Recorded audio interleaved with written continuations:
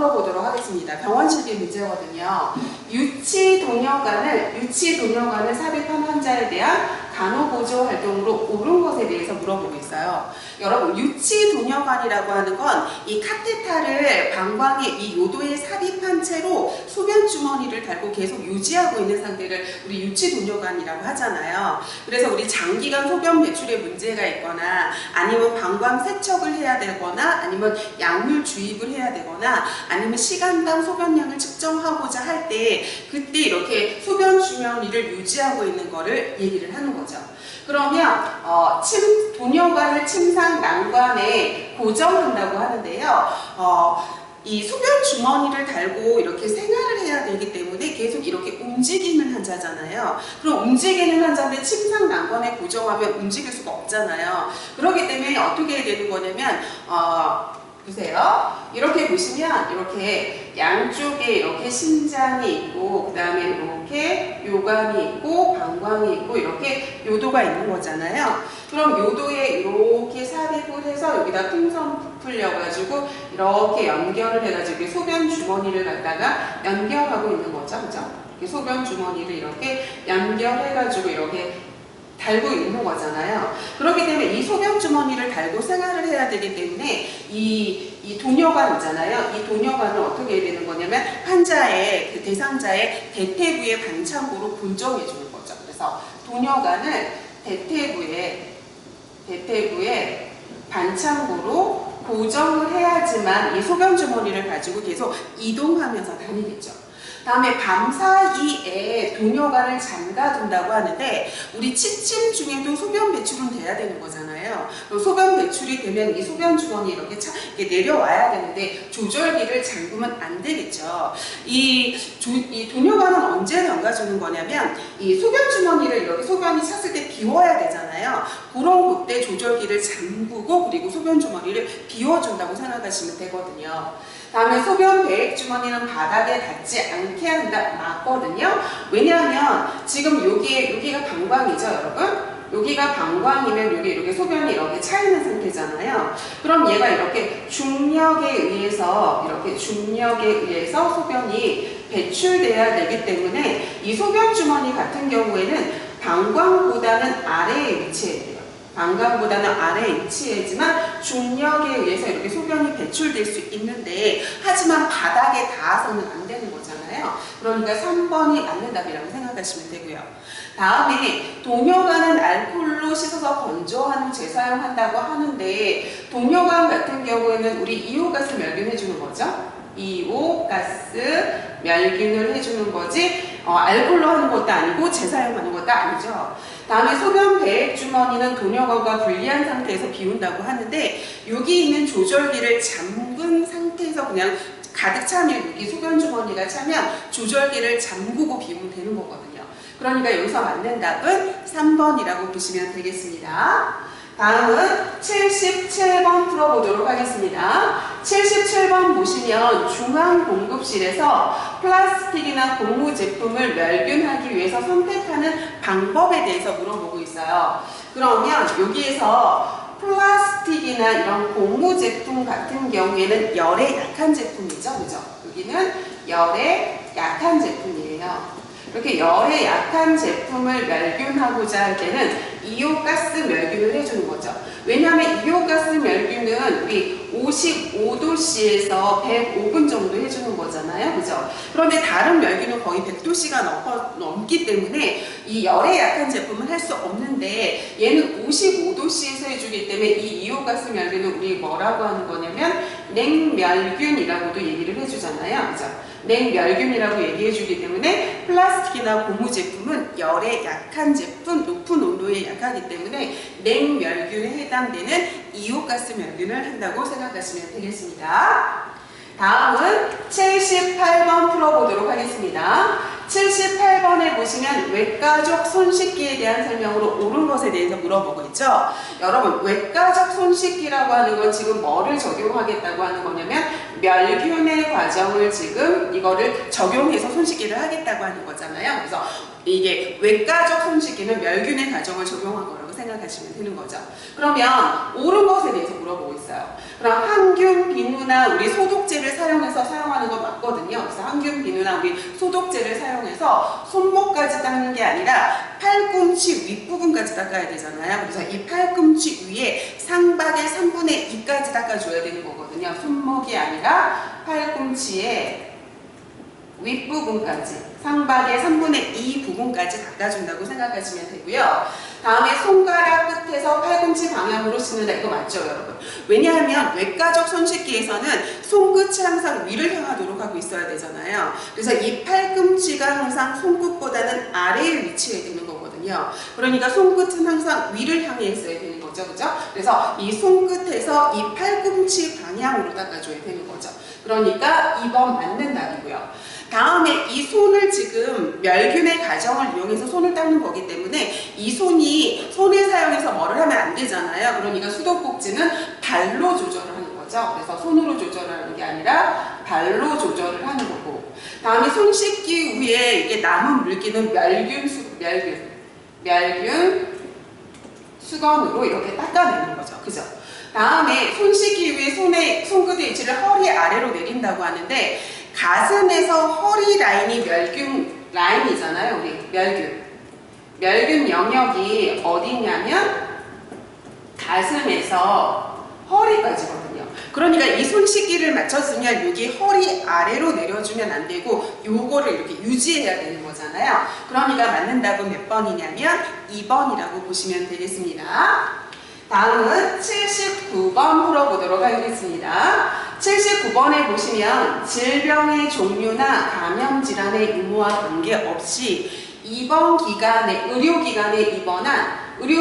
입원한 모든 환자에게 적용하는 격리 지침을 우리 뭐라고 하는 거냐면 표준주의 지침, 표준 예방 지침이라고 하죠. 그죠? 표준주의 지침이라고도 하고요. 이걸 갖다가 표준 예방 지침이라고 하죠. 예방 지침이라고 해서 이거는 병원에 입원한 모든 환자를 대상으로 한 격리 지침에 해당된다고 생각하시면 되겠습니다. 다음에 우리 공기주의라고 하는 건 공기주의랑 지금 이 비만주의를 갖다가 좀 비교를 해드리면 이게 입자의 차이잖아요. 그래서 얘가 이 입자의 크기가 5 이렇게 마이크로미터 이하이다 그러면 이걸 갖다가 공기주의라고 얘기를 하고요. 공기매개주의라고 얘기를 하고 그 다음에 얘가 입자의 크기가 우리 5 마이크로미터 이상이다 그러면 얘를 갖다가 비말주의라고 얘기를 하죠. 비말주의라고 얘기를 하죠. 그래서 기침이나 재채기 같이 이렇게 이 입자의 크기가 5 마이크로미터 이상인 경우에는 비말주의, 그 다음에 이 작은 입자 같은 경우에는 공기주의라고 얘기를 하는 거고요. 다음에 우리 접촉주의라고 하는 건 우리 그거 있잖아요, 여러분. VR이라던가 MRSA 같은 거 있잖아요. MRSA. 그래서 우리 방코마이신 내성장 알균이라던가 아니면 메티실린 내성 저항하는 이 황색 포도상 물균 있잖아요. 요 MRSA나 VRE 같은 경우에는 접촉주의에 해당된다고 생각하시면 되고요. 다음에 이 보호격리라고 하는 건 뭐를 얘기하는 거냐면 역격리를 얘기를 하는 거죠. 그래서 감염병 환자를 격리시키는 게 아니라 감염에 민감한 그런 환자를 갖다가 면역력이 많이 떨어진 백혈병 환자라던가 그런 환자를 보호하기 위해서 격리하는 거라서 이걸 갖다가 보호격리, 역격리라고 우리가 표현을 해주는 거죠. 그죠? 그래서 여기서 맞는 답은 3번이라고 보시면 되겠습니다. 다음은 80번 풀어보도록 하겠습니다. 80번에 보시면 장시간 앙화의로 누워있는 환자에게 욕창이 발생할 수 있는 부위에 대해서 물어보고 있어요. 여러분, 욕창은 왜 발생하는 거냐면 얘가 압박에다가 장기간 이렇게 압박에다가 시간이 곱해지면 욕창이 생긴다고 생각을 하시면 되거든요. 그럼 우리 장기간 이렇게 부동 상태로 있는 사람 있잖아요. 그래서 이 장기간 이렇게 움직이지 못하는 이렇게 부동 상태에 있는 환자라고 생각을 해보세요. 그럼 이렇게 부동 상태로 이렇게 누워 있을 때 여기 있는 부위에 계속적인 압박을 받게 되죠. 그런데 이게 계속적인 압박이 지속적으로 뭐가 곱해지는 거냐면 시간이라는 게 이렇게 곱해지는 약해지면서 압박을 받는 부위에 혈액이 순환이 안 되고 혈액이 정체되면서 피부에 손상을 가져오는 걸 얘기를 하잖아요. 그래서 여기 이 압박을 받는 요 부위 있잖아요. 이 부위가 어떻게 되는 거냐면 피부 손상이 오게 되죠. 그죠? 그래서 피부 손상이 와서 혈액순환이 안 되고 있고 혈액 공급이 안 되고 있는 상태이기 때문에 얘가 맨 처음에 빨개지는 발적이 된다던가 산소 공급이 안 돼서 청색이 된다던가 이렇게 눌렀을 때 하얀색이 됐는데 그게 이렇게 돌아오지 않는다던가. 그래서 이게 첫 번째는 이렇게 색의 변화가 나타나게 되잖아요. 그죠? 색의 변화가 나타나서 발적이 되는 빨간색이 된다던가 산소 공급이 안 되는 청색 상태가 된다던가 아니면 이렇게 흰색을 눌렀을 때 흰색이 됐는데 이게 쉽게 돌아오지 않는다던가 이런 색의 변화가 나타나는 걸 우리 몇 단계 욕창이라고 하는 거냐면 1단계 욕창이라고 하고요. 그 다음에 이제 2단계 욕창은 여기에서 물집 수포가 잡히는 거죠. 그죠? 이렇게 물집 수포가 잡히면 이걸 갖다가 2단계 욕창이라고 우리가 얘기를 하는 거고요. 다음에 세 번째 여기가 이제 피부가 괴사 상태, 썩는 상태에 들어가는데 괴사 상태에 들어가는 걸 몇 단계 욕창이라고 하는 거냐면 3단계 욕창이라고 하잖아요. 그래서 그 피부의 괴사가 나타나면 3단계 욕창이고 주변까지의 괴사, 근육이나 인대던가 그 신경이라던가 그 주변의 괴사가 나타나면 4단계 욕창이라고 하죠. 그럼 이럴 때 욕창이 발생하는 부위를 물어보고 있거든요. 그럼 이게 압박을 받고 있는 부위라고 생각을 하시면 되고 지금 장기가 똑바로 누워있는 앙와이 상태에서 압박을 받는 부위가 어디인가를 보면 되는 거죠, 여러분. 그러면 경골이라고 하는 거는 어디냐면 경골이 어디냐면 보세요. 이렇게 대퇴골이 이렇게 있잖아요. 이런 식으로 이렇게 해가지고 대퇴골이 이렇게 있어요. 얘가 무슨 골이냐면 대퇴골이 이렇게 있어요. 그럼 여기 무릎에 뭐가 있냐면 이렇게 슬개골이 이렇게 있잖아요. 그리고 난 다음에 이렇게 뼈가 이렇게 여기 양쪽에 이렇게 두 개가 이렇게 있잖아요. 그죠? 얇은 뼈도 있고 두꺼운 뼈도 있고. 그럼 이 두꺼운 뼈를 갖다가 뭐라고 하는 거냐면 경골이라고 얘기를 하고요. 다음에 여기 있는 뼈를 갖다가 우리 비골이라고 얘기를 하거든요. 이건 지금 무릎뼈를 얘기를 하는 거고요. 그죠? 슬개골. 그러면 여기 무릎이 있는 뼈가 지금 무릎 밑에 있는 이 경골이 계속적인 압박을 받는 부위가 아니잖아요. 그러니까 얘 아니고요. 다음에 흉골이라고 하는 건 지금 우리 가슴 압박 부위 여기를 해당이 되잖아요. 그러니까 똑바로 누워있는데 이 부위가 압박되지는 않을 거예요. 그죠? 다음에 하악골은 지금 여기를 얘기하잖아요. 그럼 똑바로 누워있는데 여기가 압박되지 않을 테고요.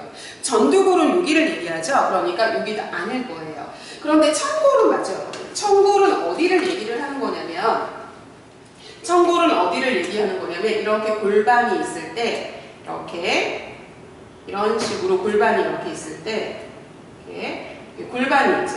이게 지금 뭐냐면 골반이에요. 골반에 이렇게 척추뼈가 이런 식으로 돼 있잖아요. 그래서 이렇게 돼 있죠. 그럼 이렇게 됐을 때 요걸 갖다가 우리 뭐라고 하냐면 천골이라고 얘기를 하고 여기 있는 걸 갖다가 우리 뭐라고 하냐면 미골이라고 얘기를 하잖아요. 그럼 똑바로 누워있을 때 여기 있는 천골이 계속적으로 압박을 받게 되잖아요. 그래서 이 천골 부위가 계속적인 압박을 받을 수 있는 부위이기 때문에 여기에 욕창이 많이 발생한다고 생각하시면 되겠습니다. 그래서 답은 2번이라고 부르시면 되겠습니다. 다음은 81번 풀어보도록 하겠습니다. 분대를 적용하는 방법으로 옳은 것에 대해서 물어보고 있어요. 그럼 분대 적용하는데 말단 부위 끝까지 갖는다고 해요, 여러분. 분대를 이렇게 적용하면 말단에 지금 이 말단 말초에 혈액순환이 되는지 관찰해야 되는 거거든요. 그렇기 때문에 이 말단 부위는 노출해야 되지 감아줘서는 안 되는 거죠. 그죠? 그래서 지금 이 말단 부위에 지금 혈액순환이 되고 있는지, 혈액 장애가 나타나는지 뭐를 해야 되는 거냐면 관찰을 해야 되기 때문에 이 말단 부위는 노출시켜야 되는 거고요. 다음에 우리 매듭을 시작하거나 매듭을 묶는 거는 상처 위에서 하면 안 되는 거죠. 그래서 상처 위에서 매듭을 시작해서도 안 되고요. 매듭을 묶어서도 안 되는 거죠. 다음에 이거를 감을 때는 말단에서 중심 방향으로 이렇게 감아줘야 되는 거잖아요. 그래서 이렇게 팔이 이런 식으로 있다. 팔이 이런 식으로 있어요. 이렇게. 그럼 여기가 지금 어디냐면 말단이잖아요. 그럼 이 말단에서 이렇게 중심 방향으로 이렇게 감아줘야 되는 거잖아요. 그러니까 얘 틀렸고요. 다음에 뼈가 돌출된 부위는 아무래도 압박을 더 많이 받겠죠. 그러니까 이 압박을 좀 덜하기 위해서 이렇게 솜을 대고 감으면 아무래도 도움이 될 거예요. 그래서 4번이 맞는 답이고요. 다음에 분대가 분비물로 오염이 됐거나 분비물로 이렇게 젖은 경우에는 이 분대를 새 분대로 이렇게 교환해 줘야 되는 거지 건조기로 말려주는 게 아니거든요. 그러니까 여기서 맞는 답은 4번이라고 보시면 되겠습니다. 다음은 82번 풀어보도록 하겠습니다. 82번에 보시면 통목욕 방법에 대해서 물어보고 있어요. 그러면 통목욕이라고 하는 건 지금 옷을 벗고 그 통 속에 들어가서 목욕을 하는 거잖아요. 그럼 이럴 때 창문을 열어두면 감기 걸리잖아요. 그렇기 때문에 창문은 열어두면 안 되고 이렇게 닫아줘야 되는 거고요. 다음에 목욕통에 물은 가득 받는 게 아니라 한 반 정도? 이렇게 2분의 1 정도나 이렇게 3분의 1 정도 받아야 되는 거죠. 사람이 들어가면 이렇게 넘치게 되잖아요. 그죠? 다음에 온이든 냉이든 30분 이상 적용하면 안 되거든요. 온도 그렇고 냉도 그렇고 30분 이상 적용하면 안 돼요. 그렇기 때문에 이 물 속에 20분 이상 이렇게 있지 않게 하는 게 좋은 거고요. 다음에 물기가 있기 때문에 낙상의 우려가 있잖아요. 그렇기 때문에 목욕통 바닥에는 미끄럼 방지용 발판을 깔아두면 낙상 방지의 효과가 있겠죠. 그러니까 답은 4번이 맞다고 생각하시면 되고요. 다음에 5번에 보시면 환자가 목욕통 안에 있는 동안 뜨거운 물을 더 받으면 안 되고 화상의 우려가 있잖아요. 그러니까 뜨거운 물을 받을 때는 이렇게 통 속에 나와 있는 상태에서 뜨거운 물을 받는다고 생각하시면 되는 거죠. 자, 82번 답은 4번이라고 보시면 되겠습니다. 다음은 83번 풀어보도록 하겠습니다. 치질 환자의 항문 부위의 상처 치유와 소염작용을 위해서 할 수 있는 방법, 목욕에 대해서 물어보고 있거든요. 그러면 이건 바로 좌욕을 얘기를 하는 거죠. 좌욕. 그러면 이 항문 부위의 좌욕을 통해서 지금 뭐를 제공해 주는 거냐면 온을 적용을 해주는 거잖아요. 그럼 온을 적용함으로써 이 부위의 혈관이 확장이 되겠죠. 그죠? 혈관이 확장이 되고요.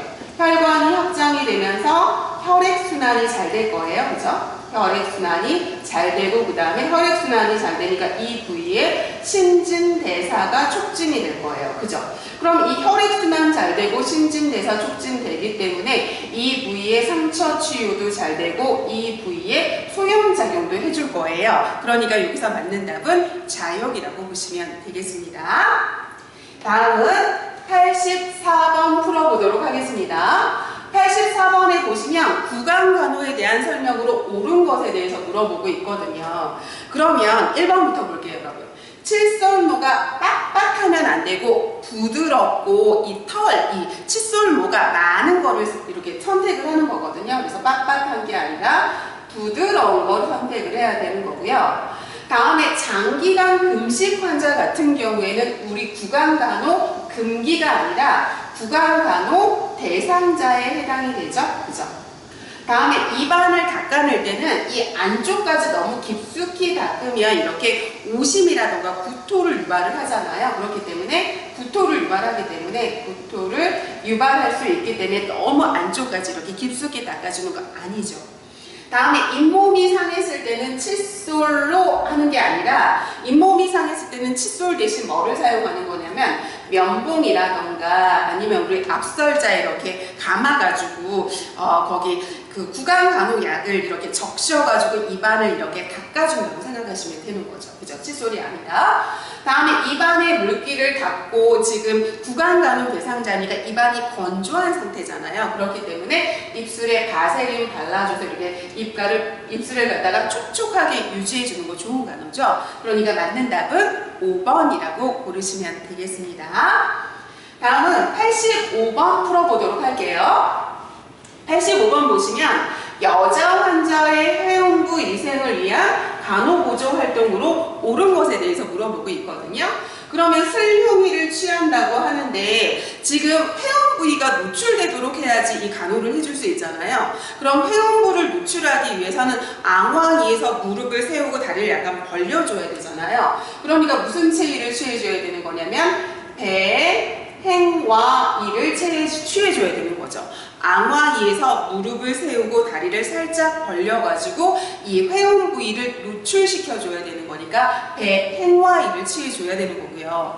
다음에 이 회음부 이생을 해줘야 되는데 음순을 모은 상태로 해주면 음순을 소독을 해줄 수 없잖아요. 그렇기 때문에 어떻게 해주는 거냐면 이런 식으로 있을 때 이런 식으로 이렇게 있잖아요. 그죠? 여기가 요도고 지리고 항문이잖아요. 그럼 엄지와 검지로 이 음순을 벌려가지고 이렇게 소독을 해줘야 되잖아요. 그래서 우리 대음순 해주고 소음순 해주고 그리고 요도 방향으로 해주는 거죠. 그래서 이게 모으는 게 아니라 엄지와 검지로 이렇게 벌린 상태에서 해주는 거고, 다음에 이게 지금 위에서 아랫 방향으로 해줘야 되는 거잖아요. 그럼 여기가 요도고요. 다음에 여기가 지리고요. 여기가 항문이잖아요. 그러니까 요도에서 항문 방향으로 닦아줍니다. 맞죠? 그러니까 답은 3번이고요. 다음에 여기는 점막 부위잖아요. 우리 회음 부위 점막 부위, 회음 부위나 우리 점막 부위는 과산화수소로 닦아주면 안 되고요. 어떻게 해줘야 되는 거냐면 자극성이 없는 걸로 해줘야 되잖아요. 그러니까 자극적이지 않은 뭐를 통해서 해주는 거냐면 붕산을 이용해서 해준다고 생각을 하시면 되는 거죠. 여러분, 붕산이라고 하는 건 대표적으로 방부의 예거든요. 그러면 이 붕산은 뭐를 얘기하는 거냐면 대표적으로 방부의 예예요, 여러분. 방부. 그럼 방부라고 하는 게 뭐냐면, 방부도 시험 문제에 나온 적이 있기 때문에 설명을 드리는데요. 방부라고 하는 건 얘는 균을 죽이는 게 아니에요. 균을 죽이는 게 아니거든요. 균을 죽이는 게 아니라 균의 성장이나 증식을 억제하는 걸 갖다가 뭐라고 하냐, 방부라고 하거든요. 그러면 균을 죽이지 못한다는 건 얘가 강하지 않으니까 균을 죽이지 못하는 거거든요. 그러면 균을 죽이지 못하니까 얘가 강하지 않아가지고 얘가 뭐냐면 자극적이지 않아요. 자극적이지 않다는 뜻이거든요. 만약에 균을 죽이면 소독력이 강하고 그렇기 때문에 자극적이라는 뜻이에요. 근데 균을 죽이지 못하니까 자극적이지 않기 때문에 얘는 우리 회음부라던가 아니면 우리 점막 있잖아요. 이런 점막 부위를 소독을 할 때는 방부를 사용을 하는데, 이 방부의 대표적인 게 바로 뭐냐면 붕산이거든요. 그러니까 과산화수소가 아니라 자극적이지 않은 붕산을 이용해서 소독한다고 생각하시면 되고요. 다음에 수건의 같은 면을 이용하면 안 되고 매번 다른 면을 이용해서 닦아줘야 되는 거죠. 그래서 여기서 맞는 답은 3번이라고 고르시면 되겠습니다. 다음은 86번 풀어보도록 하겠습니다. 다음과 같은 목 관절의 지금 움직임에 대해서 물어보고 있거든요. 그럼 여러분, 외전에 대해서 한번 봐볼까요, 여러분? 외전에 대해서 보려면 이것부터 아셔야 되는데요. 이렇게 사람이 이렇게 있을 때, 사람이 이런 식으로 있을 때, 사람의 이 정중앙을 이렇게 가르는 선이죠. 이렇게 정중앙. 그럼 이 정중앙으로 가르는 걸 갖다 우리 정중면이라고 해요. 이렇게 정중앙을 가르는 면을 정중면이라고 하거든요. 이렇게. 그럼 이 정중면에 가까이 오는 걸 내전, 내측이라고 하고요. 정중면에서 멀어지는 걸 외전, 외측이라고 얘기를 합니다. 다시 여러분, 인체의 정중앙을 가르는 면을 정중면이라고 하는데, 정중면에 가까이 오는 건 내전, 내측이라고 하고, 정중면에서 멀어지는 건 외전, 외측이라고 생각하시면 되거든요. 그럼 얘는 정중에서 멀어지는 거기보다 얘는 바로 뭐냐면 정중선에서, 정중면에서 뭐냐면 멀어지는 것을 갖다가 외전이라고 얘기를 하고요. 다음에 여기 외번이 나왔잖아요, 여러분. 그러면 외번하고 내번이 있거든요. 외번도 있지만 뭐가 있냐면 외번도 있고 내번도 있어요. 그러면 역시 외라고 하는 건 정중선에서 멀어지는 거고, 그 다음 멀어지는 거 내는 정중선에서 가까워지는 거거든요. 그럼 이게 외번이 뭐냐면 발바닥이잖아요. 이 발바닥 자체가 바깥쪽으로 향하는 거예요. 그럼 발바닥 자체가 바깥쪽으로 하니까 정중면에서 멀어진 거잖아요. 그러니까 얘를 외번이라고 얘기를 하고요. 발바닥 전체가 이 안쪽으로 향하는 거 있잖아요. 그럼 정중면에서 가까이 오고 있죠. 그러니까 얘를 갖다가 내번이라고 하는 거거든요. 발바닥 전체가 바깥쪽을 향하면 외번이라고 하고요. 발바닥 전체가 이 안쪽을 향하면 얘는 내번이라고 얘기를 합니다. 다음에 회전이라고 하는 건 축으로 도는 거거든요, 여러분. 그래서 축으로 도는 거. 그래서 여기가 축이라고 하면 이렇게 축으로 도는 거 있잖아요. 여기가 축이라고 하면 이렇게 축으로 도는 거를 회전이라고 하는데, 회전인데 바깥으로 도는 거죠. 그죠? 그래서 지금 이런 거라고 생각하시면 됩니다, 여러분. 이게 엄지손가락으로 생각해 보세요, 여러분. 이런 거죠. 그러면 이게 바로 뭐냐면 얘가 지금 바깥으로 돌려서 외회전을 한 거고요. 다음에 이렇게 돌리면 뭐를 한 거냐면 지금 안으로 돌려서 내회전을 한 거거든요. 그래서 회전이라고 하는 건 축으로 도는 거고, 외는 정중선에서 멀어지게 돌리는 거고, 내는 정중선에서 가까이 오게 돌리는 거라고 생각하시면 되겠습니다. 다음에 제가 지금 굴곡이랑 신전에 대해서 조금 구분을 해드릴 건데요. 보세요, 여러분. 이렇게 각도가 있다고 생각을 해보세요. 지금 이렇게 90도 각도라고 생각을 해보세요. 그럼 이 각도가 이렇게 작아지면 이렇게 45도 각도가 되는 거잖아요. 이런 것처럼 각도가 작아지는 걸 우리 굴곡이라고 해요. 각도가 작아지는 걸 굴곡이라고 하고, 각도가 다시 커지는 걸 갖다 우리 뭐라고 하냐면 신전이라고 얘기를 하거든요. 그럼 이거라고 생각하시면 됩니다, 여러분. 보세요. 제가 이렇게 했을 때 목을 보시면 이렇게 보면 목의 각도가 작아졌잖아요. 그럼 이걸 굴곡이라고 하는 거고, 이렇게 하면 목의 각도가 커졌죠? 그럼 신전이라고 하고, 얘가 해부학적인 자세를 지나치면 과신전이라고 하거든요. 그러면 신전은 각도가 커지는 건데, 과신전이라고 하니까 해부학적인 각도를 지나친 걸 얘기해요. 그럼 이거를 보시면 보세요, 여러분. 지금 이 상태에서는 지금 몇 도 각도였냐면 90도 각도였잖아요. 그런데 이렇게 옆으로 가면서 얘가 몇 도 각도로 된 거냐면 45도 각도로 각도가 작아졌죠.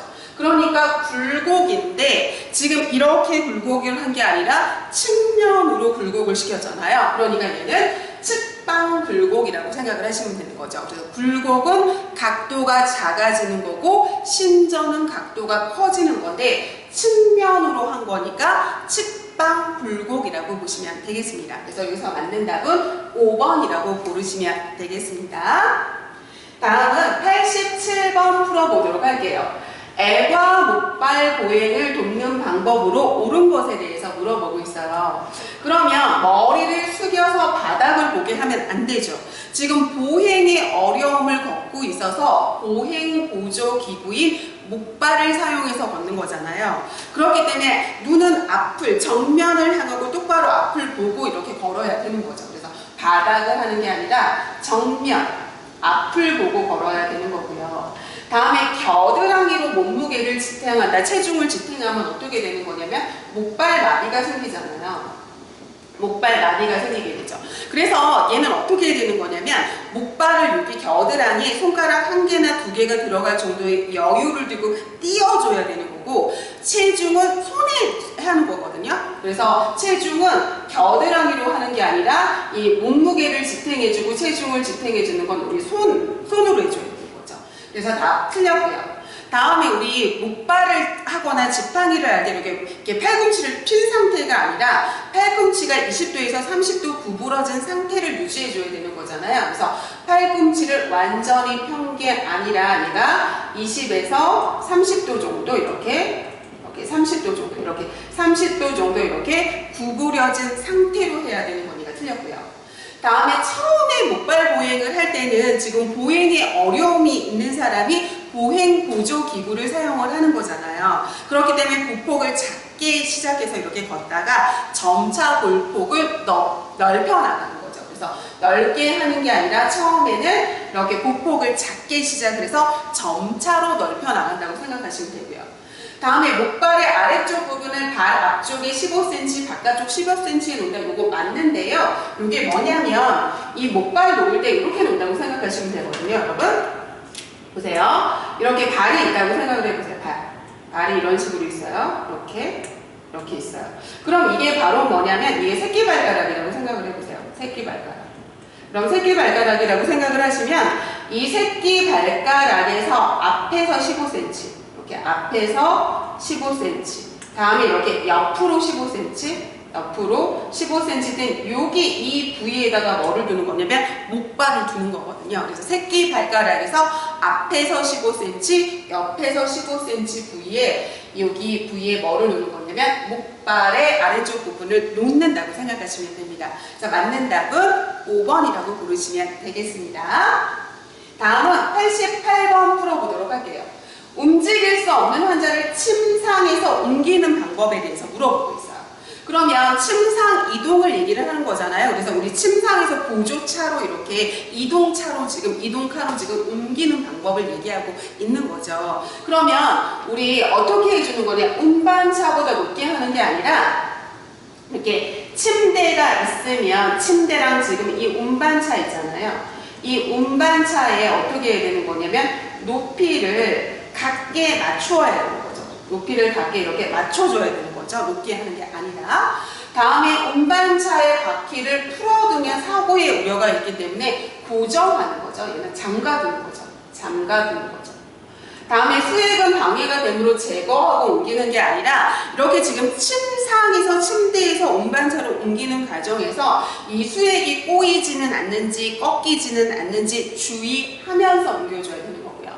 다음에 환자를 옮긴 후 당연히 운반차의 침낭, 난간, 사이드 레일로 올려줘야지만 뭐를 방지할 수 있죠, 여러분? 낙상을 방지하고 낙상을 예방할 수 있잖아요. 그러니까 4번이 맞는 답이고요. 다음에 침상과 운반차를 떨어놓는 게 아니라 이렇게 침대가 있으면 여기에 이 운반차 있잖아요. 이 운반차, 여기 있는 운반차를 갖다가 이렇게 바짝 붙여놓는 거죠. 이렇게 바짝 붙여놓고 높이를 같게 맞추고 난 다음에 옮겨줘야 되는 거거든요. 그래서 떨어뜨려 놓는 게 아니라 바짝 붙이고 높이를 맞춘 상태에서 이동시키는 거거든요. 그래서 여기서 맞는 답은 4번이라고 부르시면 되겠습니다. 다음은 89번 풀어보도록 하겠습니다. 외상이 없는 환자가 성인 환자가 어지럼증을 호소하고 있고 피부는 차고 축축하고 혈압이 떨어지고 있대요. 그럼 어지럼증을 호소하고 있으니까 지금 뇌에 무슨 공급이냐면 혈액 공급이 잘 안 되고 있는 상태예요. 혈액 공급이 잘 안 되고 있는 상태죠. 다음에 피부 차대예요. 그러면 지금 체온이 떨어져 있는 거예요. 그죠? 다음에 혈압, 지금 혈압이 떨어지고 있어요. 혈압이 떨어지고 있습니다. 그러면 우리 바이탈 사인에서 체온 뚝 떨어지고 맥박 빨라지는데 약하게 빠르게 되는 거죠. 약하게 빠르게 되고 호흡 빨라지고 혈압은 뚝 떨어지는 이게 바로 뭐냐면 대표적으로 이 쇼크에 대한 이 바이탈 사인으로 꼭 외우셔야 되잖아요. 쇼크는 체온 뚝 떨어지고 맥박 약하게 빠르게 뛰고 호흡 빨라지고 혈압 뚝 떨어지는데 여기서 가장 중요한 사인은 혈압이 뚝 떨어지는 사인이잖아요. 그래서 이거잖아요. 그렇기 때문에 이거는 반드시 외우셔야 되는데 이게 다 뭐냐면 지금 쇼크 상태를 얘기하고 있죠. 쇼크라고 하는 건 지금 혈액 공급, 산소 공급이 안 되고 있는 상태인데 산소 공급, 혈액 공급이 안 될 때 가장 문제가 되는 건 뇌잖아요. 왜냐하면 뇌의 혈액 공급이 5분 이상 되지 않으면 뇌세포는 파괴되고 한 번 파괴된 뇌세포는 재생이 되지 않죠. 그러니까 뇌에 산소 공급을 하기 위한 쇼크체에 취해줘야 되는 거거든요. 그렇기 때문에 지금 이게 쇼크체이잖아요. 그래서 혈액이 이렇게 내려오고 여기 있는 심장에 있는 혈액이 지금 바로 뭐냐면 뇌에 무슨 공급을 하는 거냐면 혈액을 공급해주고 뇌에 산소를 공급해주는 체위를 해줘야 되는 거니까 답은 3번이라고 부르시면 되고요. 다음에 1번을 보시면 얘는 엎드린 자세인 복이라고 얘기를 하고요. 복위라고 얘기를 하고요. 얘는 이렇게 지금 90도 각도로 앉아 있잖아요. 그러니까 얘를 좌위라고 하는 거고요. 다음에 여기는 옆으로 누웠는데 지금 발이 이렇게 해서 이렇게 항문 부위가 살짝 노출되려고 있잖아요. 그러니까 얘는 바로 뭐냐면 심스위라고 생각하시면 되고요. 다음에 얘는 무슨 체이냐면 잭 나이프 체이죠. 잭 나이프 체인데 지금 등을 대고 있잖아요. 근데 이 잭 나이프 체이 중에서도 이걸 갖다가 뭐라고 하는 거냐면 등을 대고 있으니까 등체위라고 얘기를 하는 거죠. 그죠? 그래서 이거는 방광경 검사 같은 거 할 때 방광경 검사 같은 거 할 때 이런 체위 취해주는 거고요. 다음에 잭나이프 체위 중에서도 이런 거 있잖아요, 여러분. 환자가 이런 식으로 있는 거 있죠. 이렇게 되고 있는 거. 그럼 지금 환자가 지금 여기는 등을 재고 있어서 등체이지만 여기는 배를 대고 있잖아요. 그러니까 잭나이프 체위 중에서도 이걸 갖다가 복부체위라고도 하죠. 복부체위. 그럼 이거는 지금 항문 부위가 노출돼 있으니까 항문 수술을 해주거나 아니면 우리 척추 막추 같은 거 할 때 요체이 해주는 거죠. 그런데 지금 여기는 쇼크체이를 물어보고 있는 거니까 3번을 고르시면 되겠습니다. 다음은 90번 풀어보도록 하겠습니다. 검사나 치료 시 영아의 전신 움직임을 억제하기 위해서 적용하는 보호대에 대해서 물어보고 있죠. 여러분, 우리 영아가 검사를 하거나 아니면 이렇게 검사하기 위해서 혈액을 채취하거나 이럴 때 그때 어떻게 하면 막 움직여가지고 검사가 방해가 되잖아요. 그럼 그럴 때 이 영아를 갖다가 혼이불로 이렇게 싸가지고 억제하는 방법이잖아요. 그래서 이렇게 영아가 이렇게 검사 같은 거를 할 때 얘네들을 이렇게 억제하기 위해서 혼이불 같은 걸 사용하는 거잖아요. 그래서 전신을 다 싸주는 거죠. 그래서 얘를 혼이불 보호대, 전신 보호대라고 얘기를 하죠. 보호대라고 얘기를 하죠. 그래서 영아가 검사나 치료할 때 이렇게 움직이면서 검사를 방해하는 거를 갖다가 막아주기 위해서 하는 거죠. 그래서 답은 4번이라고 고르시면 되겠습니다. 다음은 91번 풀어보도록 하겠습니다. 요통을 호소하고 있는 환자한테 지금 더우물 주머니를 적용하라고 한대요. 그러면 더우물 주머니를 적용할 때 옳은 것에 대해서 물어보고 있거든요. 그럼 더우물 주머니는 가득 채우는 게 아니라 한 반 정도, 2분의 1 정도나 3분의 1 정도 채운다고 생각하시면 되고요. 다음에 이건 뜨거운 물이잖아요. 그러면 가득 이렇게 피부에 대면 화상의 우려가 있으니까 직접 되는 게 아니라 수건을 대고 적용을 해주는 거고요. 다음에 냉이든 온이든 30분 미만으로 적용을 하는 거거든요. 그러니까 1시간 동안 하는 게 아니라 30분 미만으로 이렇게 적용을 해줘야 되는 거고요. 다음에 이 더운 물 주머니는 오늘 적용하는 거잖아요. 근데 오늘 적용해서 거기가 빨개졌어요. 그죠? 그러면 온도를 낮추어서 적용하는 게 아니라 중지해야죠. 즉시 중지해야 되고 발적이 생겼으니까 지금 환자한테 이상 상태가 나타난 거잖아요. 그러니까 간호사에게 보고해야 되는 상황이라고 생각하시면 되겠습니다.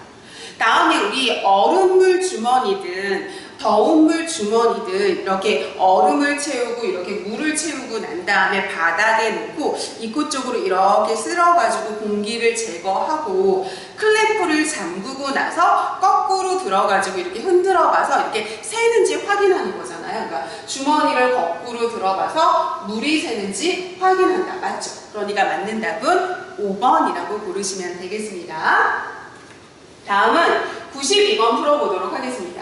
수술 후에 발생할 수 있는 혈전 정맥염을 예방하기 위한 간호보조 활동으로 옳은 것에 대해서 물어보고 있어요. 혈전성 정맥염 잘 생길 수 있잖아요. 왜냐하면 수술 후 나타날 수 있는 합병증이 두 가지잖아요. 수술 후에 나타날 수 있는 합병증이 두 가지인데 호흡기계 합병증이 생기기도 하고요. 호흡기계 합병증이 생기기도 하고 순환기계 합병증이 생기기도 하잖아요. 그럼 우리 호흡기계 합병증으로 뭐가 생기죠, 여러분? 호흡기계 합병증으로 무기폐랑 폐렴이 생기잖아요. 그죠?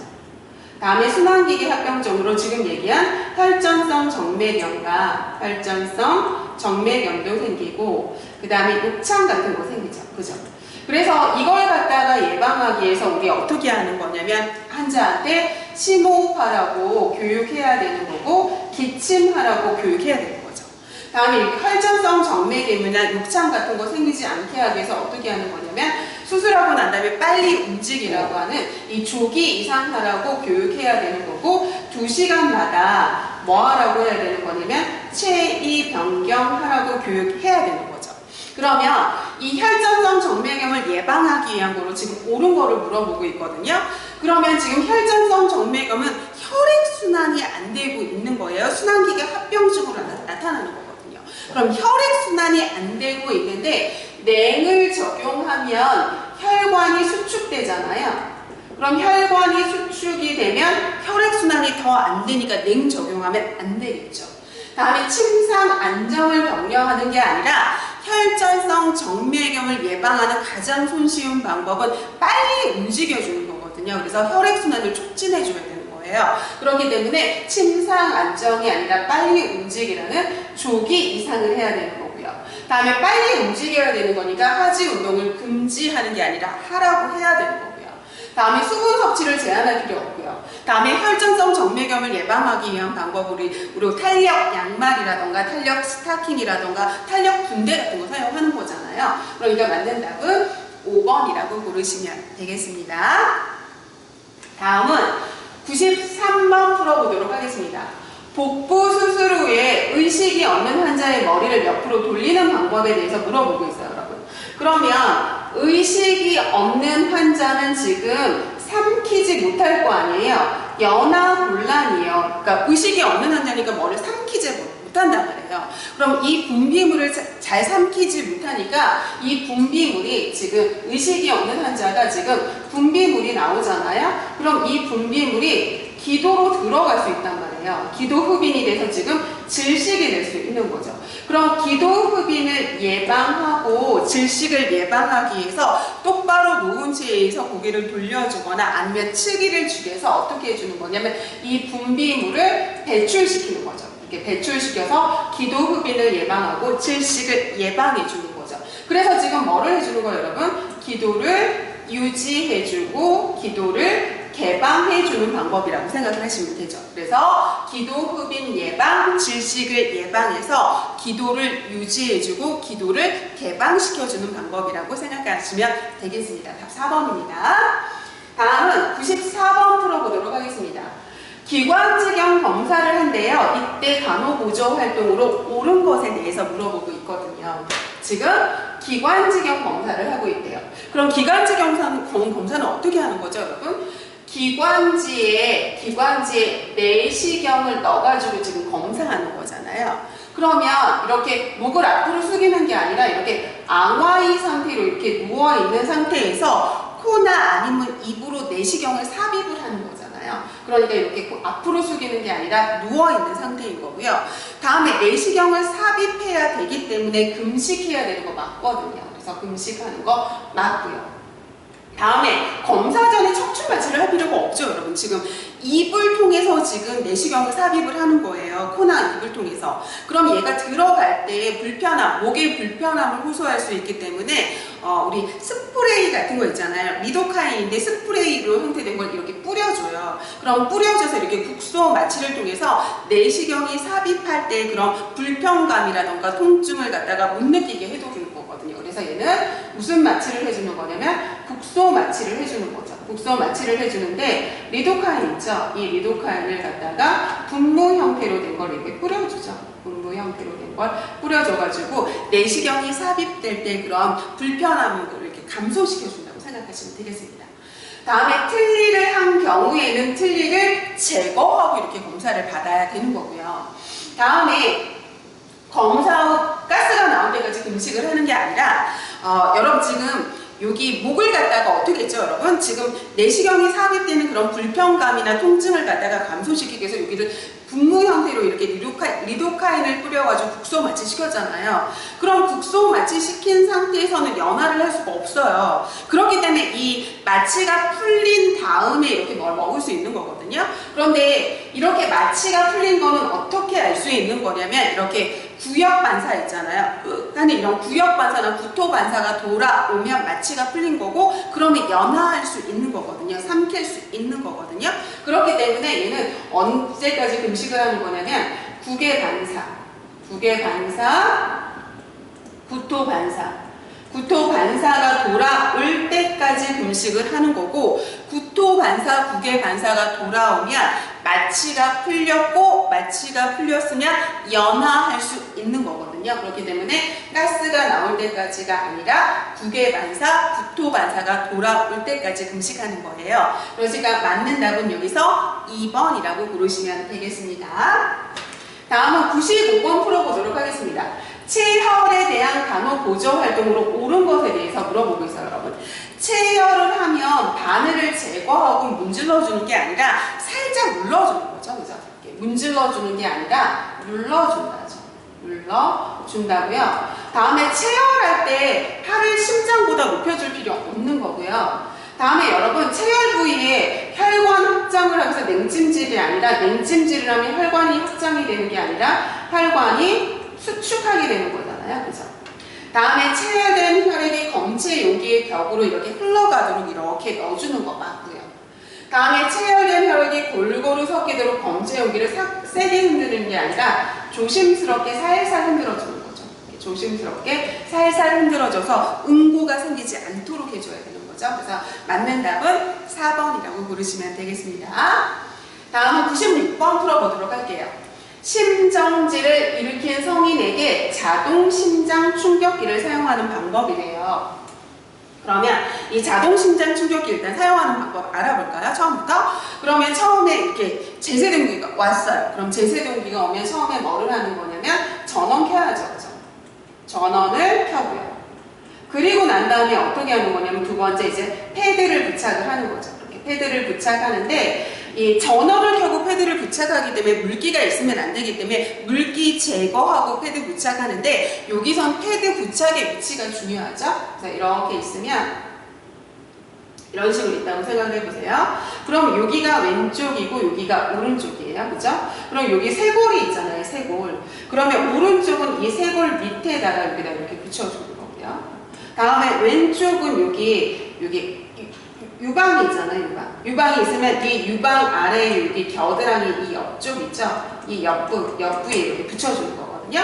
그럼 전원을 켜고 패드를 부착을 했기 때문에 얘가 심장 리듬을 분석하거든요. 그래서 이때 뭐를 하는 거냐? 패드를 부착하면 얘가 심장 리듬을 분석하고 있는 거예요.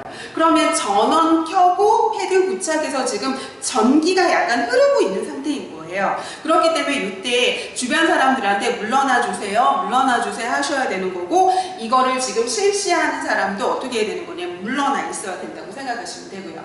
그럼 얘가 심장 리듬을 분석했으면 이 제세동기가 심장 리듬 분석하고 난 다음에 제세동이 필요합니다, 필요치 않습니다 하고 얘기를 하거든요. 그럼 제세동이 필요합니다 하고 얘가 나오잖아요. 제세동이 필요합니다 하고 나와요. 필요합니다. 제세동 버튼을 눌러주세요 하거든요. 그럼 제세동 버튼을 눌러주세요 하고 나오거든요. 그럼 여러분 보세요. 전원 켜고 패드 부착했을 때도 약한 전류가 흐르기 때문에 주변 사람들한테 물러나주세요 하고 나도 떨어져 있었잖아요. 그럼 내가 제세동 버튼을 누른 순간 아주 강력한 전기가 흐른단 말이에요. 그렇기 때문에 제세동 버튼을 누르기 전에 주변 사람들한테 물러나주세요 하고 한번 확인하고 제세동 버튼 눌러주는 거죠. 그래서 물러나주세요 하고 물러나주세요 얘기를 하고 그 다음에 네 번째 버튼을 눌러주는 거죠. 버튼 누르는 거죠. 그리고 버튼을 누르고 난 다음에 얘가 2분 간격으로 어떻게 하는 거냐면 얘가 2분 간격으로 자동으로 이렇게 심장 리듬을 분석을 하거든요. 그래서 이게 반복을 해나간다고 생각을 하시면 되고, 그리고 이게 2분 동안 심장 리듬 분석할 때 나는 이제 가슴 압박 때 인공호흡 30대 1을 반복해 준다고 생각하시면 되겠습니다. 그럼 볼게요. OD에 패드를 붙이는 게 아니라 전원 켜고 그 다음에 이 맨살에 이렇게 붙여주는 거잖아요. 그렇기 때문에 그 물기가 있다면 물기 제거하고 맨살에 피부에 부착해주는 거죠. 피부 위에 이렇게 해주는 거죠.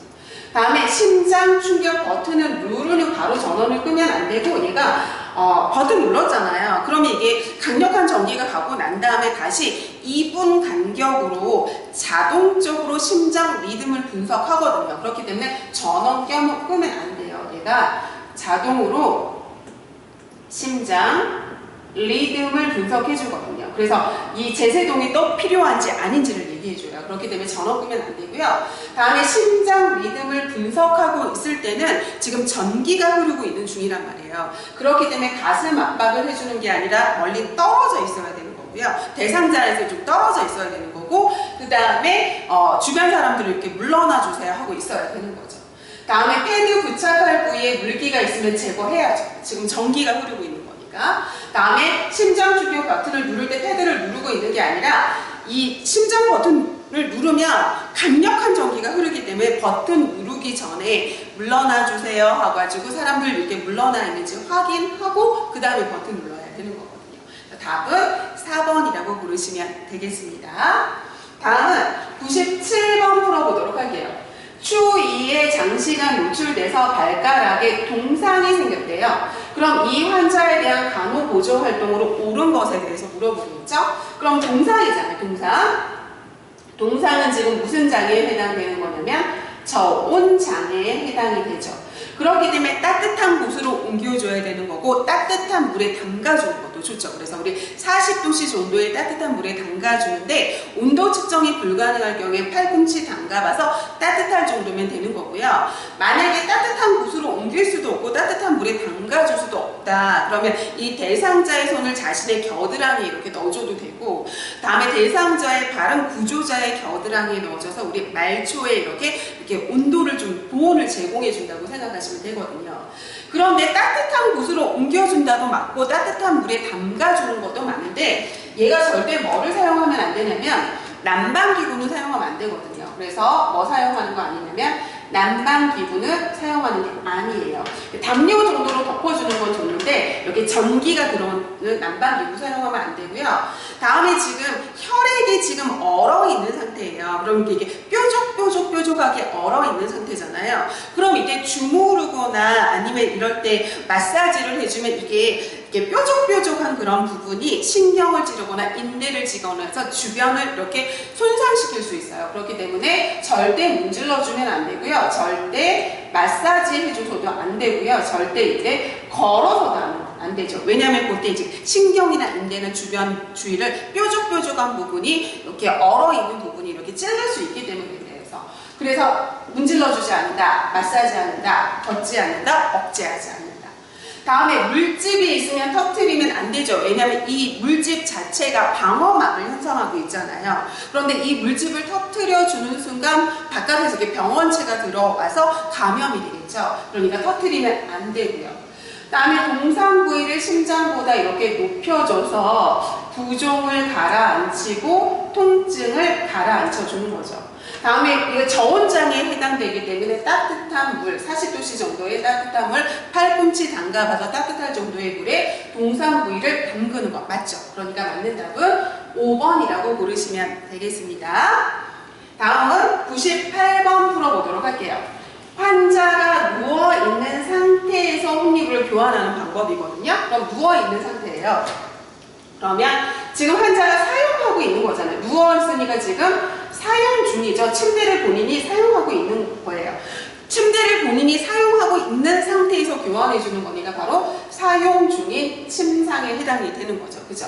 만약에 빈침상이다. 그럼 이 빈침상은 바로 뭐냐면 새로 입원하는 환자한테 하는 침상인 거고, 개방 침상이라고 하는 건 환자가 검사를 하러 가거나 이렇게 잠시 자리를 비울 때 이렇게 침대 담요 같은 거 3분의 1 정도 걷어가지고 이렇게 3분의 1은 이렇게 해가지고 침상에 어느 정도 이렇게 노출시켜 놓는 거 있잖아요. 그래서 얘가 이렇게 잠시 자리를 비울 때, 환자가 잠시 자리 비울 때고, 다음에 크레들 침상이라고 하는 건 어떤 환자한테 해주는 거냐면 화상 환자한테 제공을 해주는 거잖아요. 그래서 대상자가 이렇게 누워있다, 그러면 이렇게 크레들 같은 거를 제공을 해서 이 위에 이렇게 담요를 이렇게 덮어주면 윗침구가 피부에 닿지 않게끔 하면서 지금 보온을 제공할 목적으로 해주는 게 크레들 침상이고요.